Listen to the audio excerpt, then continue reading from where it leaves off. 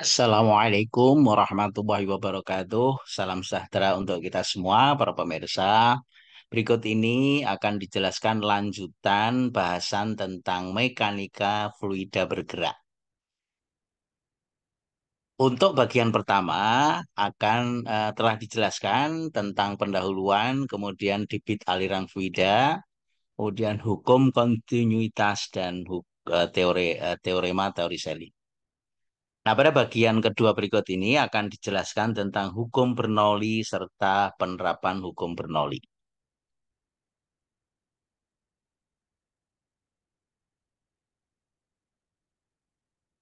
Hukum Bernoulli itu menjelaskan bahwa jika kecepatan alir fluida tinggi, maka tekanan akan rendah. Sebaliknya, jika kecepatan alir rendah, maka tekanan akan tinggi atau lebih besar.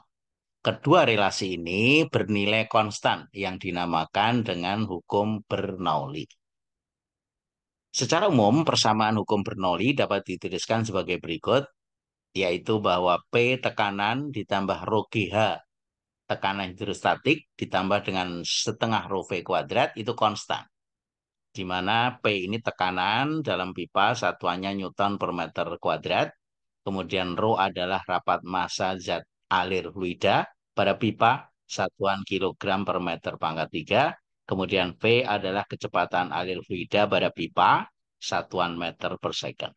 Sedangkan H adalah posisi atau ketinggian pipa dalam satuan meter. Sementara G adalah percepatan gravitasi dalam satuan meter per detik kuadrat. Mohon maaf, ini salah ketik.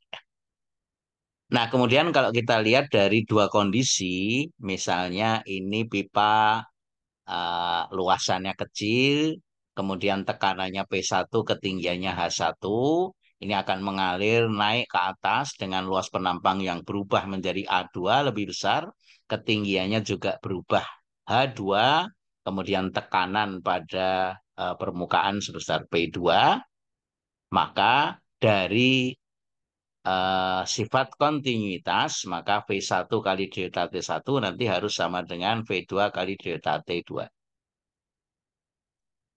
Nah, untuk kondisi hukum Bernoulli di pipa kecil ke pipa besar berlaku P1 ditambah setengah rho V1 kuadrat ditambah rho GH1 harus sama dengan P2 plus setengah rho V2 kuadrat plus rho GH2. Nah, itu adalah persamaan hukum umum dari hukum Bernoulli. Berikut adalah contoh terkait dengan hukum Bernoulli, para pemirsa. Air dialirkan melalui pipa seperti gambar. Nih, pada titik 1 yang di bawah diketahui dari pengukuran kecepatan V1-nya adalah 3 meter per second dan tekanan P1-nya adalah 12300 Pascal. Kemudian naik ke atas, pada titik 2 pipa memiliki posisi 1,2 meter dari posisi pipa bawah lebih tinggi. Nah, kemudian mengalir dengan kecepatan V2 sebesar 0,75 meter per second, V2-nya. Dengan menggunakan hukum Bernoulli, tentukan besar tekanan pada titik 2 yang di atas. Penjelasan dari soal ini, para pemirsa, kalau kita sederhanakan, diketahui V1 ini di bawah 3 meter per second, P1 tekanan di bawah 12300 Pascal, V2 yang di atas 0,75, H2-nya 1,2 meter dari posisi pipa di bawah. Yang ditanyakan tekanan yang di atas. Dari persamaan hukum Bernoulli, maka berlaku P1 plus setengah rho V1 kuadrat plus rho GH1 sama dengan P2 plus setengah rho V2 kuadrat plus rho GH2. Nah, pada titik 1 tidak memiliki ketinggian karena ini dianggap paling rendah atau di dasar sehingga H1 sama dengan 0. Maka dari persamaan hukum Bernoulli di atas itu bisa dituliskan menjadi P1 plus setengah rho V1 kuadrat karena H1-nya 0 sama dengan P2 plus setengah rho V2 kuadrat plus rho GH2. Nah, maka P2 dapat dicari dengan melanjutkan persamaan Bernoulli ini, yaitu sebagai berikut. Maka P2 sama dengan P1 plus setengah rho V1 kuadrat min setengah rho V2 kuadrat min rho GH2. Ini dijadikan setengah rho, ditarik keluar, V1 kuadrat min V2 kuadrat. Kemudian ini P1, ini minus rho GH2. Kalau kita masukkan nilai-nilainya para pemirsa, maka P2 sama dengan P1 12.300 Pascal. Kemudian setengah rho-nya 10 pangkat 3 kilogram per meter pangkat 3. Itu rho dari air. Kemudian V1 kuadratnya 3 kuadrat. V2 kuadratnya 0,75 kuadrat. Kemudian dikurangi, ini di bagian bawah lanjutannya, rho GH2, rho-nya 10 pangkat 3 kilogram per meter pangkat 3. Kemudian gravitasinya ini diambil 9,8 meter per second kuadrat, kemudian H2 ketinggian relatif terhadap H1 1,2 meter. Nah, dari persamaan ini kalau kita hitung para pemirsa, maka nilai P2-nya adalah 4080 Pascal. Nah, itu adalah tekanan di bagian atas. Nah, tekanan pada titik 2 bagian atas ini merupakan tekanan relatif, yaitu tekanan yang didapat dari alat ukur karena kita mendapatkan nilai tekanan pada titik 1 dari alat ukur tekanan atau pressure gauge. Nah, untuk mendapatkan besar tekanan absolutnya, kita tinggal tambahkan dengan tekanan luar atmosfer, yaitu P atmosfer sebesar 1,01 kali 10⁵ Pascal atau biasa dibulatkan 10 pangkat 5 saja boleh. Nah, sehingga P absolutnya tinggal P2 ditambah dengan P0. P2-nya sudah dihitung sebelumnya 4080. Kemudian eh, P atmosfernya 10 pangkat 5. Jadi kalau kita jumlahkan 10 pangkat 5-nya ditarik keluar akan diperoleh 1,0508 kali 10 pangkat 5 Pascal. Itu adalah tekanan absolutnya. Demikian para pemirsa untuk contoh hukum Bernoulli. Berikut akan dilanjutkan dengan penerapan hukum Bernoulli.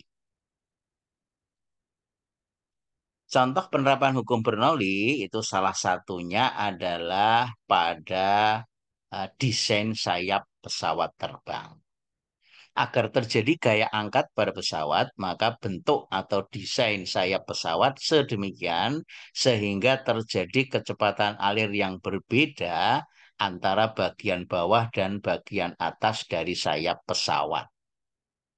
Nah, bagian atas sayap itu kecepatan alirnya lebih besar karena dibuat desain yang naik lebih tinggi dibandingkan dengan bagian bawah, sehingga tekanan pada bagian atas akan lebih kecil dibandingkan dengan tekanan bagian bawah, sehingga timbullah gaya angkat pada pesawat.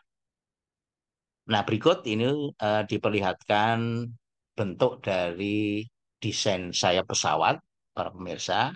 Seperti ini, kalau kita ambil tampang lintang dari samping, nah kemudian aliran yang lewat bagian atas karena harus naik dulu baru turun, sementara di bagian bawah ini relatif lurus saja, sehingga kecepatan alir di bawah itu akan lebih pelan. Sementara di bagian atas lebih kencang atau lebih besar. Nah, karena lebih besar, maka tekanannya akan lebih kecil sesuai dengan hukum Bernoulli. Sementara kalau alirannya ini lebih rendah, maka tekanannya akan lebih besar. Nah, selisih tekanan atas dengan bawah itu akan mengangkat sayap pesawat ini sehingga pesawat pun akan terangkat ke atas. Nah, jadi syaratnya harus bergerak karena kalau diem berarti tidak ada aliran udara antara bagian atas dan bagian bawah dari sayap pesawat. Nah, jadi ketika sayap terbang ada gaya dorong yang maju, kemudian ini ada hambatan dari udara di bagian depan, kemudian ada gaya angkat, kemudian ada gaya berat dari pesawat. Nah, tentu kesetimbangan gaya angkat dengan gaya beratnya ini sama sehingga pesawat bisa terbang mendatar. Demikian salah satu penerapan dari hukum Bernoulli. Sebagai contoh yang terkait dengan penerapan hukum Bernoulli ini, para pemirsa, yaitu soal sebagai berikut. Jelaskan bagaimana desain sayap pesawat dapat menyebabkan munculnya gaya angkat pada pesawat sehingga pesawat dapat terbang di udara.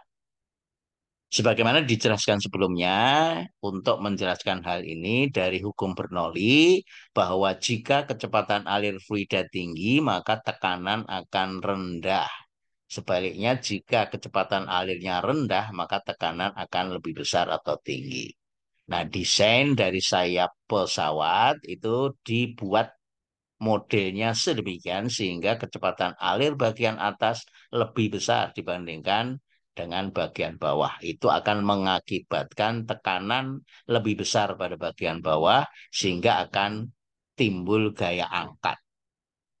Jadi dari sini itu kecepatan lebih besar, maka tekanannya kecepatan lebih pelan, kecepatannya maka P-nya akan lebih besar. Sementara yang di atas kecepatan alirnya besar, maka tekanannya akan lebih rendah sehingga akan terjadi perbedaan tekanan antara bagian bawah dan bagian atas dari sayap pesawat mengakibatkan gaya angkat.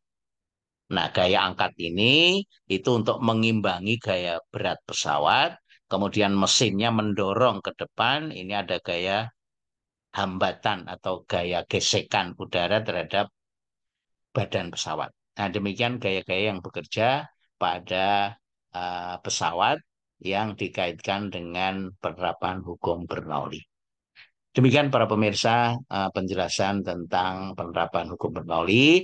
Untuk soal latihan yang lain itu nanti akan kita bahas ketika kita kuliah luring di kelas. Sampai ketemu dalam video yang lain. Terima kasih atas perhatiannya. Assalamualaikum warahmatullahi wabarakatuh.